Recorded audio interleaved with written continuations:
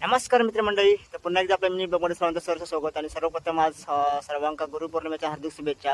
तर आता आपण जात आहोत खोटल्याक. तर खोटल्याक तुमका मी स्वामींच्या दर्शनात घेऊन जाते. चला तर मग जाऊया स्वामींच्या मठात. तर मंडळी, मी आता पोहोचले माझ्या मामाच्या गावाकडे, स्वामींच्या मठाकडे. तुम्ही बघू शकतास आता स्वामींकडे असलेली पूजा वगैरे कशी सुंदर अशी केल्याने आहेत आणि सुंदर अशी फुला वगैरे बघू शकतास. तर आता आपण घेऊया स्वामींचं सुंदर असं दर्शन. तर सर्वांनी आज गुरुपौर्णिमेचं स्वामींचं दर्शन घ्यावा. आणि स्वामींची मूर्ती या असा शेषनागावर, तर बघू शकता शेषनाग वगैरे सुंदर असो, आणि शेषनागावर किती सजावट सुंदर अशी केलेली आहे स्वामींची. तर स्वामींची आज पूजा वगैरे बघू शकतास अप्रतिम अशी, आणि स्वामींचा फोटो सुद्धा मागे बघू शकतास. तर हो मठ असा ना सुंदर असं निसर्गाच्या वातावरणात आहे. आणि आतमध्ये तुम्ही बघू शकतास बांधकाम वगैरे सुंदर असा केलेला.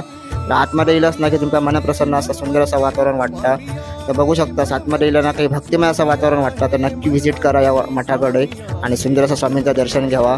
तर तुमका हो मठ कसं वाटलो तर नक्कीच मला कमेंटमध्ये सांगा. आणि जास्तीत जास्त व्हिडिओक लाईक करा. तर भेटूया असेच पुढच्या मिनी ब्लॉगमध्ये. तोपर्यंत धन्यवाद. श्री स्वामी समर्थ.